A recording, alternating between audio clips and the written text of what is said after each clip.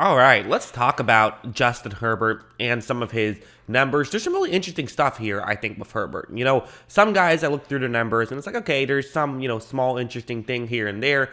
I think there's one thing right at the bat that really jumped out at me when looking at some of this data with Justin Herbert. Right off the bat, this thing is what made me say, okay, whoa, this is fascinating. I actually made a video last year, or during the season last year, where I talked about how the Chargers had a real issue with that over-the-middle stuff in that 10 to 19 range inside the numbers. That's kind of where they struggled to get a lot of stuff going, and you see that this chart also backs that up. Now, should explain just how this chart works if this is the first one of these videos that you're watching. So what you're seeing is, all the way at the left, that's how far down the field in terms of air yards these throws are. 20 plus yards down the field, 10 to 19 yards down the field, and 0 to 9 yards down the field. Then the numbers that you see next to that are going to be where Herbert ranked in certain categories. So PFF grade 20 plus yards down the field was 6th best in football. PR, or passer rating, was 8th best in football. Big time throw percentage, that's what BTT is, was 13th best in football. And then turnover worthy play percentage was 5th best in football, and that's best. You want it to be as close to 1 as possible, if not 1 itself. That's the better number. That means you do a better job of protecting the football. All the way at the right, SS, that is just sample size, because there was how many quarterbacks qualified in each of these categories. So you notice as I was listing off that 20 plus yards down the field stuff, there was some good numbers there. However, going a little bit further down in that middle range, he took a step back. Now listen, these aren't horrible numbers by any means, but they aren't great either. One thing worth noting is his PFF grade is the best number out of these at 16th best, which can lead me to believe that, at least to some degree, an element of this is they didn't have a great slot guy last year. They didn't have someone who could consistently win over the middle. I thought that was an area that they would address this offseason. I'm not saying they've done nothing about it, but I thought that maybe could have helped them to go out and really make a strong push for one of those guys, and there's still time left. Maybe they will. I like Gerald Everett. Maybe he's that guy. I don't know. But you'll hope that he is that guy if you're a Chargers fan. Because, again, the results just weren't great. They weren't terrible, but 22nd passer rating, 20th big-time throw percentage, and 19th turnover-worthy play percentage. In this area, where it's a very important area of football to be successful in, you want to be better, especially when you have Mike Williams, Keenan Allen, and Justin Herbert. You have enough firepower that you want to be better than a below-average team in that passing area. That's one way I'll be interested in seeing how they try to improve upon, because the rest was so good, right? In that 0 to 9 range, 4th best PFF grade, 8th best passer rating, 5th best big-time throw percentage, but he was in a 32-way tie with 0 big-time throws because there were only 4 big-time throws in that range. It's hard to get an impressive throw when you're not throwing the ball very far down the field, so that's how it works. And he also did an incredible job at protecting the football. In fact, better than anyone else in football.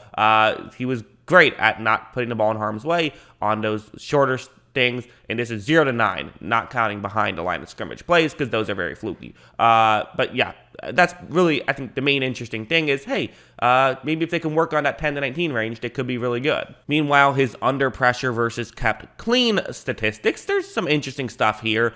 His under pressure stats were amazing last year, fell back down to earth this year, which makes sense. That is a thing that fluctuates a lot. 15th best PFF grade versus 6th best PFF grade when he was kept clean. So does better when he's kept clean than under pressure, even relative to the way everyone else does better when they're kept clean as opposed to under pressure. Passer rating, pretty similar. Actually a little bit better when he was under pressure. Again, it wasn't actually better when he was under pressure, but better compared to everyone else once you adjust everything. Big time throw percentage did a better job of getting those splash plays, but also did a better job of getting protecting the football when he was under pressure. He was 2nd best in football at protecting the football when he was under pressure, but was still very good at protecting the football when he was kept clean. So, interesting stuff there. Meanwhile, his play action versus no play action splits, they're almost all identical with the exception of one category. You see PFF grade, very similar. Passer rating, very similar. Big time throw percentage, very similar. The one difference is he actually put the ball in harm's way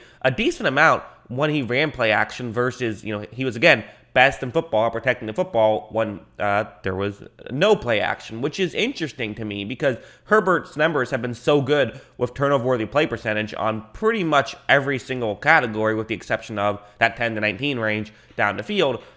Typically, he's amazing at this turnover-worthy play percentage across the board. Kind of the one area we've seen him not be great is when he runs play action, which kind of, to me, tells me maybe it's, again, a scheme thing. Maybe these, again, goes back to partially a lot of play actions tend to attack that 10 to 19 range. You have to find a way to make that easier and make those work a little better. But the actual results itself, when he runs play action or doesn't run play action, tend to be pretty similar, so I'm not sure if it's actually a big deal. Finally, this last one, this is going to be his splits when you see when he throws the ball in less than 2.5 seconds or when he doesn't throw the ball in less than 2.5 seconds, also known as throwing the ball in more than 2.5 seconds.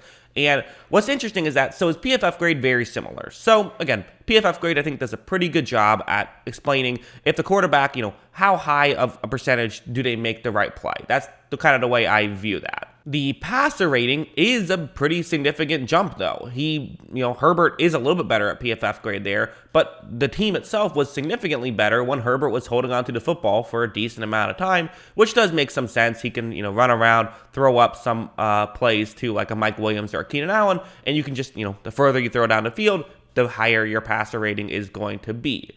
Big time throw percentage, though, actually not incredible on either one of these categories. I mean, his big time throw percentage wasn't like spectacular last season. It wasn't. What he did well was he still got some. He was solid at that and did the right things a lot and protected the football a lot more so than him just making these highlight reel level plays, although there were certainly some highlight reel level plays as well. Finally, turnover-worthy play percentage, he's amazing at both, right? I mean, again, did a great job at protecting the football in a lot of different situations, and these were two of them. So yeah, that's what I think about Justin Herbert. Again, what did we learn here? The one thing we learned is that middle section of the field, they just have to get better at. They just do. And I think that the way you get better at that stuff, could be through having better play actions, because the play actions weren't amazing last year. They weren't horrible either, but there's room for improvement there. So maybe getting some better play actions. Maybe it's a Justin Herbert thing himself. I'm assuming it's not because Herbert is so great at so many of this stuff, but maybe it is. That's a possibility, and you have to pay attention to that. I think what it is you just need someone who can get over the middle at a higher rate. Like, again, Gerald Everett is a good player, and even going back to Jared Cook is a fine player. Like, you can have these fine players who have done this in the past. Obviously Everett wasn't there last year, who can make some stuff happen. But I think what people forget is okay, well, who are you going up against? Who are the guys that you're competing in that range with? Like Travis Kelce does that. So it's that's someone who's going to be ahead of you. A lot of teams have really talented players who can specialize in that range. And so that's who you're competing with. And if you just have someone who can be a fine role player there, you are probably not going to be a top 10, team in that area, or even a top 20 team in that area. They're a fringe top 20 team there now just because of how much good talent they have outside of that, but there's room for improvement. So that's what I think. What do you guys think? Let me know in the comments below. Always love hearing from you, and of course, as always, thanks for watching.